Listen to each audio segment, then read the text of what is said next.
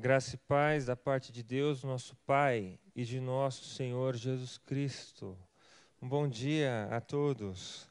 Nós continuaremos hoje a nossa série de exposições naqueles que são chamados ou conhecidos como os cânticos de degraus, ou até mesmo os cânticos de peregrinação, os cânticos de ascensão, e são várias as denominações para este grupo de salmos, que vai desde o Salmo 120 até o Salmo 134, se me recordo bem de memória.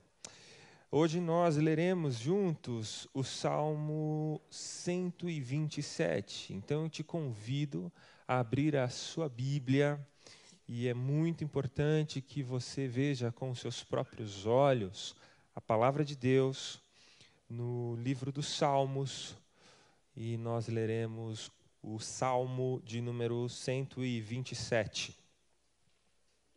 Eu farei a leitura inteira do texto sagrado, e logo depois nós oraremos mais uma vez para este exercício, que é a da proclamação e do entendimento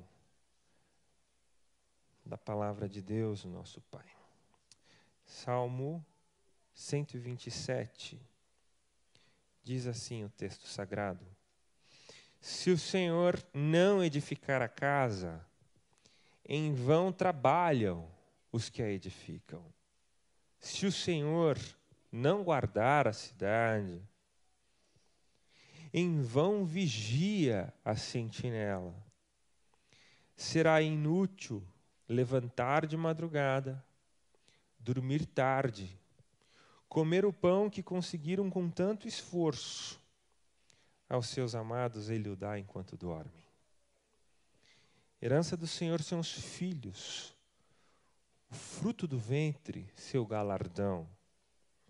Como flechas na mão do guerreiro, assim são os filhos da sua mocidade. Feliz o homem que enche deles a sua aljava. Não será envergonhado quando enfrentar os seus inimigos no tribunal. Vamos orar? Deus, nosso Pai bendito, eu te peço que, em nome de Jesus, o Senhor nos auxilie na exposição da Tua palavra, tanto àquele que a proclama, quanto àqueles que a ouvem, porque se não for por intermédio do Teu Santo Espírito, então o nosso exercício, o máximo que ele terá de efetividade é convencer intelectualmente alguns. Mas se o teu Santo Espírito usar essas verdades e aplicá-las ao coração dos teus filhos, então assim e somente assim os teus filhos serão alimentados, edificados e plenamente transformados pelo poder poderoso da Tua palavra. Por isso que eu te peço, Pai, que o Teu Santo Espírito pegue essas palavras, a inflame com fogo santo, e que essas palavras atinjam o coração da Tua igreja, para que sejamos transformados à imagem de Jesus. No nome do Cristo bendito de Deus, amém e amém. Esse salmo, se você leu com atenção aí na sua Bíblia, você vai ver que possivelmente lá no início ele está descrito como sendo de autoria, sendo uma composição, porque isso aqui é uma música, de Salomão.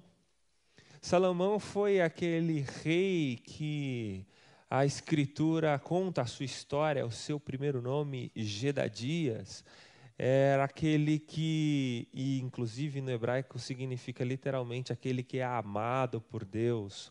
Salomão teve um reinado extremamente próspero, e foi também no reinado de Salomão que se construiu o templo, O templo tão almejado por Davi, por exemplo, que engaranhou vários recursos e deixou disponível para que Salomão, seu filho, construísse o templo. Salomão não apenas construiu o templo, mas ele construiu também uma casa para si. Uma casa que demorou anos para ficar pronta, uma casa real. E é por ter se envolvido em tantas obras arquitetônicas que Salomão começa o seu salmo dizendo: se o Senhor não edificar a casa, em vão trabalham os construtores. E Salomão então compõe esse cântico que posteriormente ele é introduzido, ele é enxertado nessa coleção de salmos, nesse inário que ficou conhecido como os cânticos de degraus ou os cânticos de peregrinação. E o que são esses cânticos de peregrinação? O que é essa coleção, esse mini inário? Eram os salmos, as canções que faziam parte das peregrinações, das romarias, das romagens que judeus, israelitas do mundo inteiro ou da Palestina inteira faziam e cantavam enquanto peregrinavam para Israel, para Jerusalém, para adorar no templo. É bem verdade, se você é um leitor assíduo da Escritura Sagrada, que você já deve ter percebido e notado que na lei de Moisés é recorrentemente reiterado e recorrentemente estimula-se que os filhos da aliança fossem até o templo, fossem até o tabernáculo, fossem até a casa de Deus, ao menos uma vez por ano. Eram 3 grandes as festas nacionais, que tinham a duração de uma semana, onde era possível você levar a sua oferta, os seus animais para serem sacrificados. E então judeus e israelitas do mundo inteiro vinham ao menos uma vez por ano. E neste caminho lhes era solicitado que, enquanto caminhavam, eles deveriam cantar estes salmos de romaria, cantar esses salmos de romagem, porque assim eles já iam alimentando o seu espírito, eles já iam se preparando para o sacrifício, enquanto eles subiam para Jerusalém, subiam para o templo. Era uma espécie de pré-consagratório, um rito pré-consagratório. E daí infere-se a importância desses salmos para nós também nos dias de hoje. Porque Pedro, em sua epístola, nos descreve como peregrinos, como forasteiros. Logo, nós também estamos em peregrinação para a nossa casa celestial. Nós também estamos em curso. E em curso nós devemos...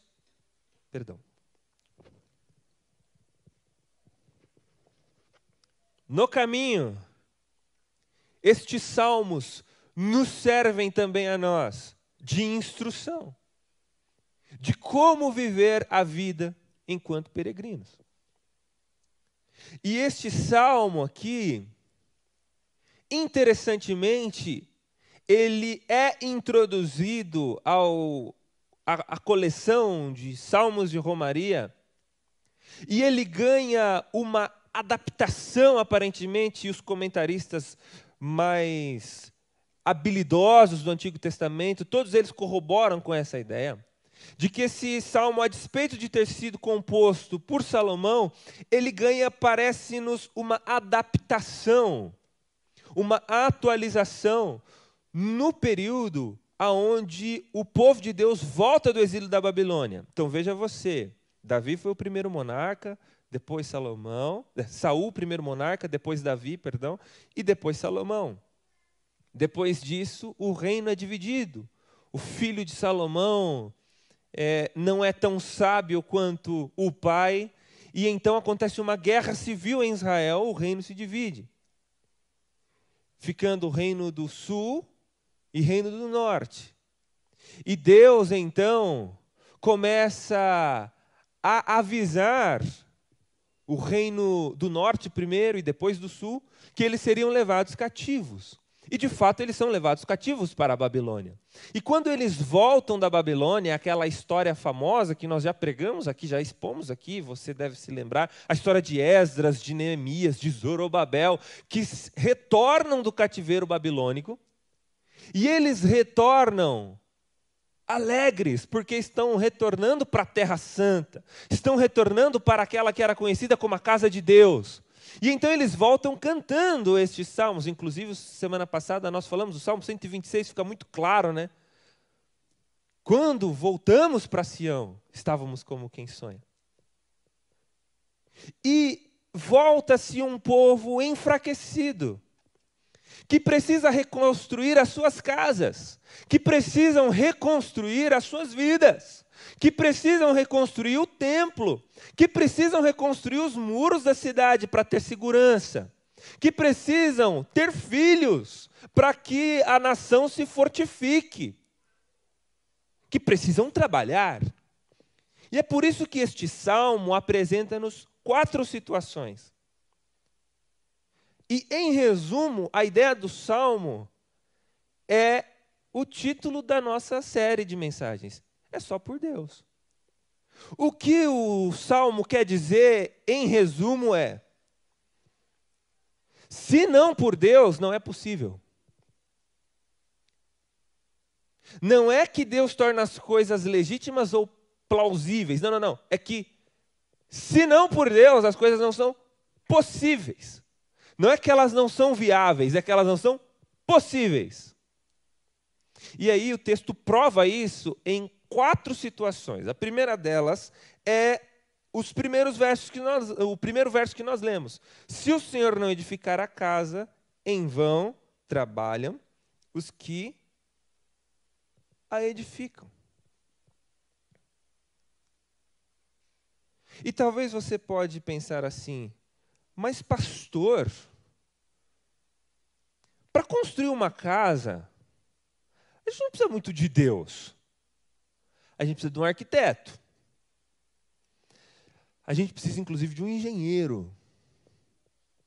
A gente precisa de dinheiro para comprar os materiais. A gente precisa de um bom design de interiores para deixar o nosso cafofo bem aconchegante. A gente precisa de um terreno. Mas de Deus, pastor? Ora, é Deus quem dá os recursos. É Deus quem dá a saúde. É Deus quem dá a inteligência. É Deus quem permite que as coisas aconteçam. É Deus que criou a terra, inclusive, que você comprou para construir a sua casa. Mas a terra é de Deus. A gente usa de empréstimo. Mas quem tem os direitos autorais é o Criador, não é? Se não Deus edificar a casa, nós trabalharemos em vão. E o que significa trabalhar em vão? Pastor, o Salmo está dizendo que eu não vou conseguir construir a minha casa? O Salmo está dizendo que não é possível construir uma casa sem a ajuda de Deus? Você pode até construir uma casa, mas você não vai usufruir dela. Salomão sabia disso e escreveu isso em Eclesiastes.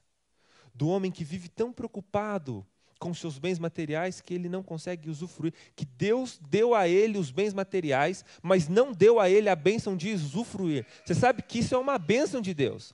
Tem gente que tem tanto e não consegue usufruir. Tem gente que tem tanto, que tem tantas posses e bens, mas não consegue se satisfazer. Porque a bênção de conseguir satisfação nos nossos próprios empreendimentos vem de Deus.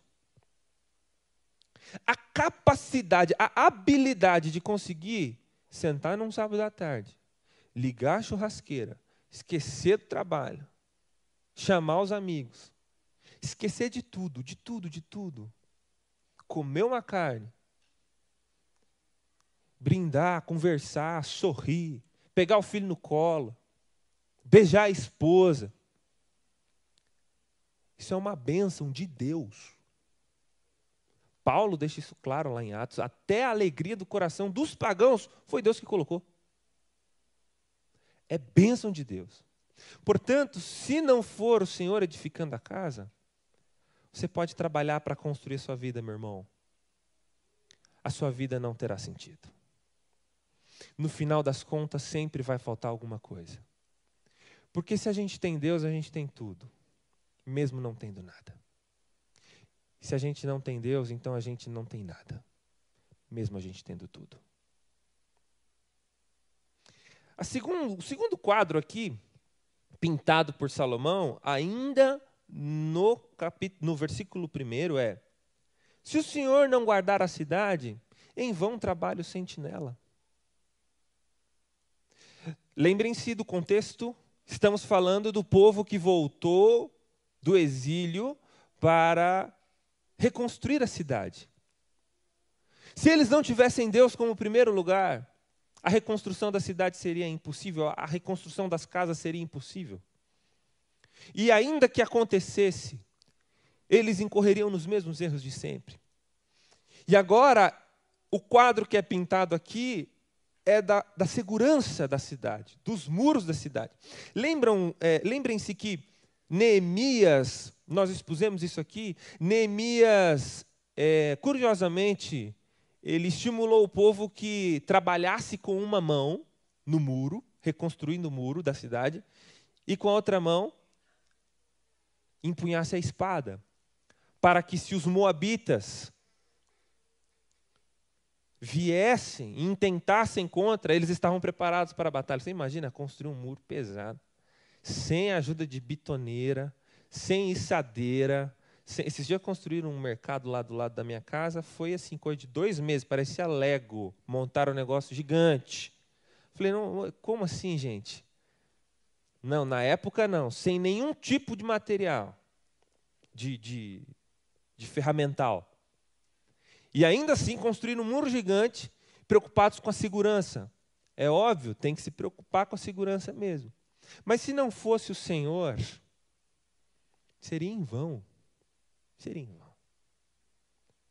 Com isso, nós não estamos dizendo que você não precisa se preocupar. Ah, pastor, então não precisa ter seguro, então não precisa ter alarme, então não precisa ter segurança, não precisa colocar cachorro lá no sítio, não precisa de nada, é Deus que vai assegurar, é Deus quem vai dar a segurança. Não é isso que o texto está dizendo. Você tem que fazer a sua parte. Mas, em última instância, no frigir dos ovos,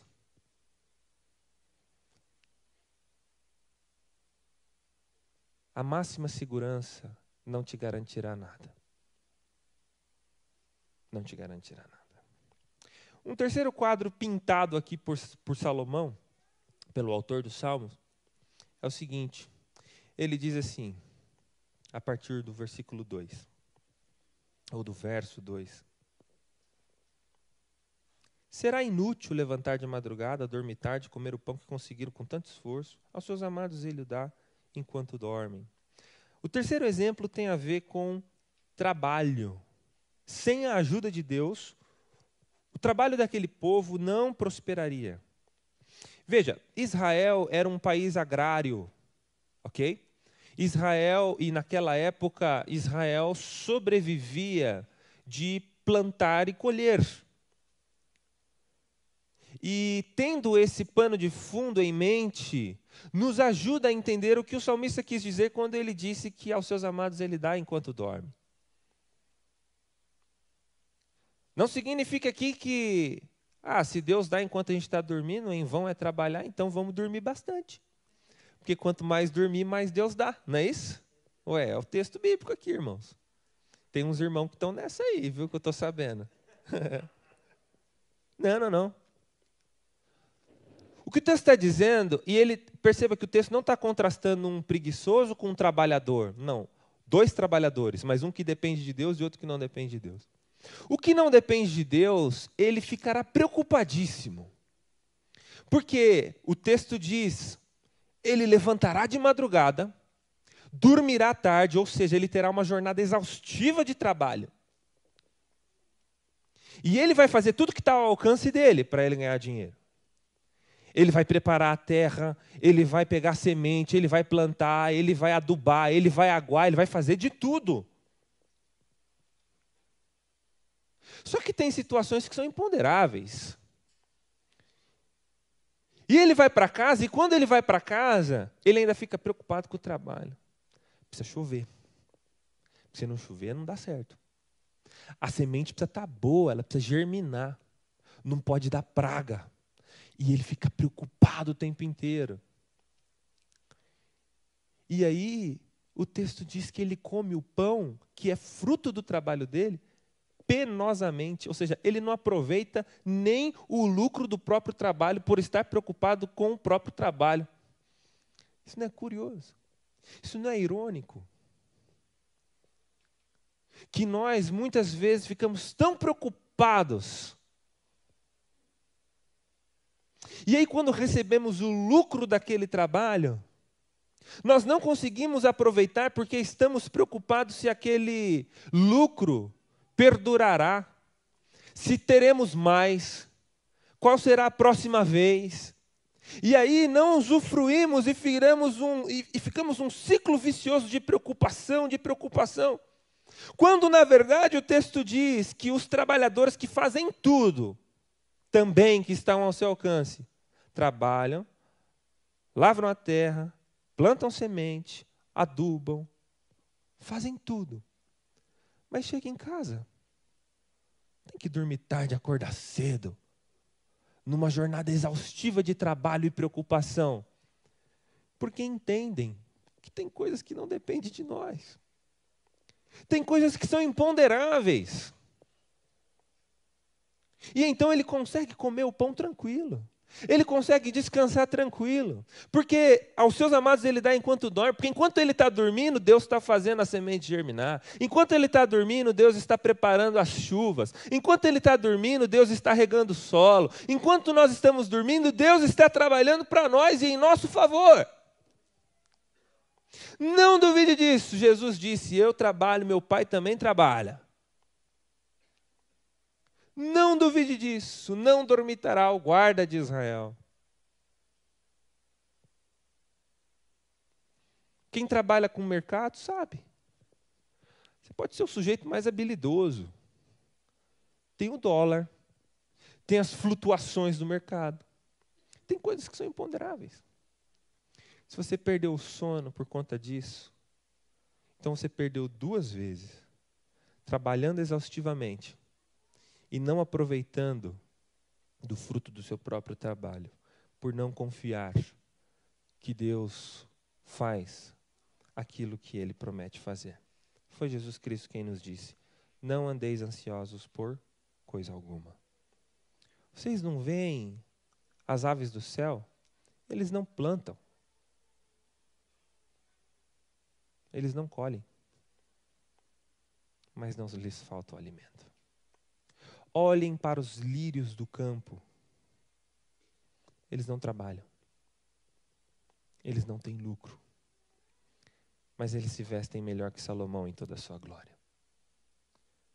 Por isso, meu irmão, não ande ansioso por coisa alguma. Enquanto você dorme, Deus trabalha em seu favor. Enquanto você trabalha, Deus trabalha em seu favor, te abençoando, te dando força, te dando estratégia, te ajudando. E Ele é conosco. Ele é conosco. A quarta e última situação aqui, apontada pelo salmista, é que sem a ajuda de Deus, as nossas famílias também não são abençoadas. Ele usa aqui a ideia de filhos. Por quê? Porque o povo, quando voltou da Babilônia, era um povo que estava mestiço, um povo que estava com poucos filhos. E filhos, neste contexto, era extremamente desejado. Porque nós estamos falando de uma outra época de mundo. onde ter muitos filhos significava, por exemplo, ter mão de obra. Ter muitos filhos significava, por exemplo, proteção. É por essa razão que o texto termina dizendo que o homem que tem muitos filhos não seria envergonhado na porta da cidade. Por que isso? Quando o seu inimigo viesse, né? O que o salmista está dizendo? Porque os tribunais da época eram na porta da cidade. Os negócios eram fechados na porta da cidade. Então, quando alguém tinha alguma coisa contra o seu vizinho, seu irmão, levava então, convocava-se os anciãos para ir até a porta da cidade, contava-se o caso, e então os anciãos definiriam qual seria o curso, julgariam qual seria o curso daquela situação. O que o salmista está dizendo é, se você chega lá no julgamento com poucos filhos ou sozinho, você é envergonhado, você é intimidado. Agora pensa se você tem uns 10 filhos, assim, uns homens arrão, bem grandão, fortão assim, e aí chega junto com você. O salmista diz, aí você não é intimidado.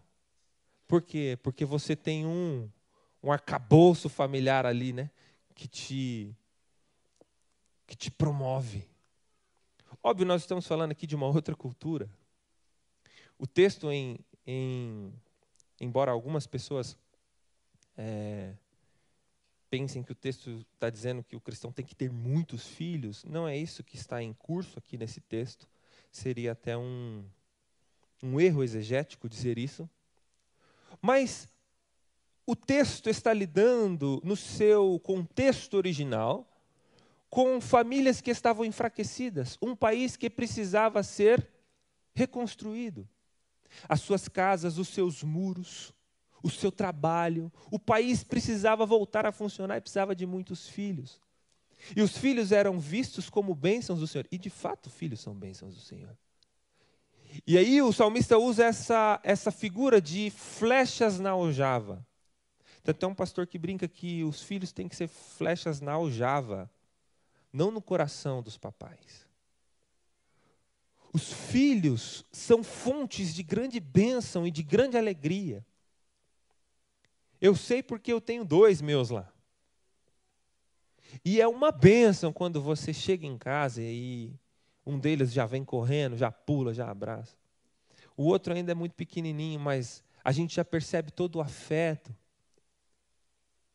E se o Senhor edificar as nossas famílias, se o Senhor edificar as nossas casas, então nós teremos famílias abençoadas, filhos fortes, comprometidos com o Evangelho. Agora, se não for o Senhor, nós não sabemos o que esperar dessa vida para os nossos filhos. E, meus irmãos, deixe-me lhes dizer uma coisa, não se enganem. Nós estamos, eu acredito que ainda no início de tempos ainda mais hostis à fé cristã. Todo este progressismo moral, que em nome da sofisticação luta contra os princípios cristãos, está só no começo. Ser cristão daqui para frente, nós temos aqui os irmãos missionários, eles podem até nos dar uma perspectiva ainda mais precisa. Ser cristão daqui para frente no Brasil será cada vez mais difícil. Se nós não apontarmos os nossos filhos, as nossas flechas para o alvo certo, eu tenho medo do que esperar dessa geração de filhos e filhas que não conhecem a Cristo.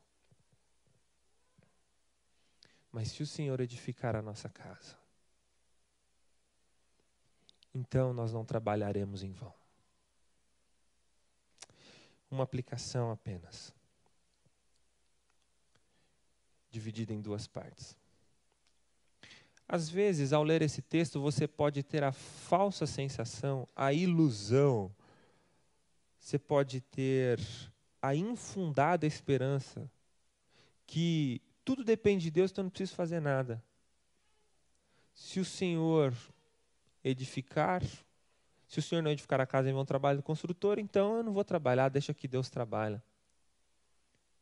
Não é isso que o texto está dizendo.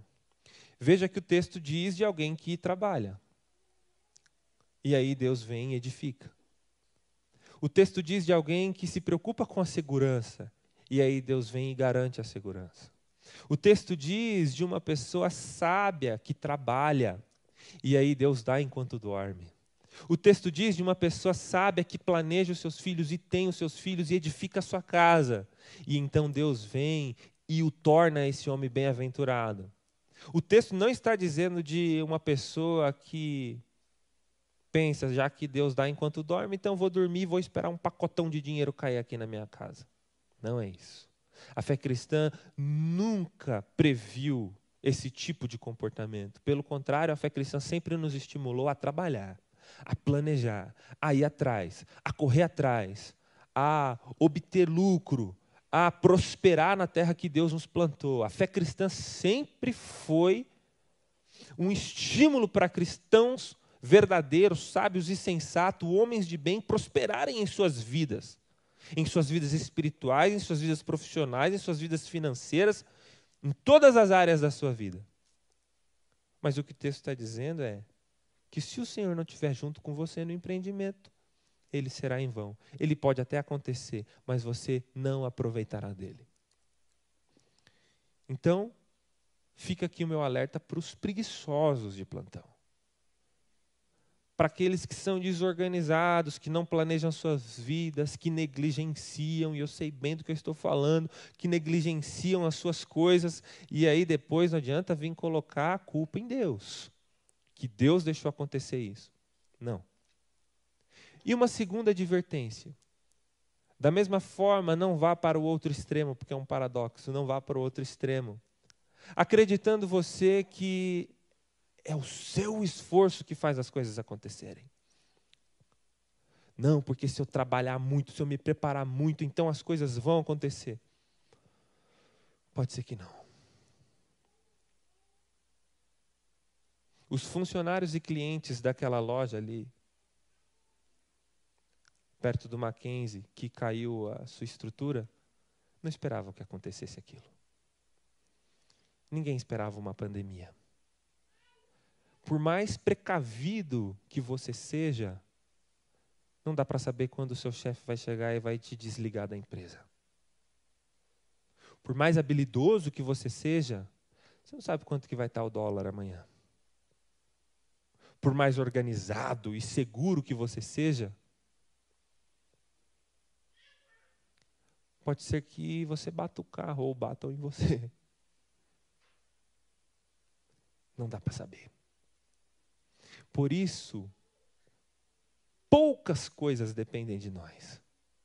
E nessas poucas coisas nós somos chamados a agir intensamente, mas descansando no fato de que é Deus quem faz todas as coisas. Ninguém acreditava que as tempestades na Europa recente fariam encharcar tudo lá. É Deus, meus irmãos. Ele quem controla todas as circunstâncias. Isso nos ensina que a vida é frágil,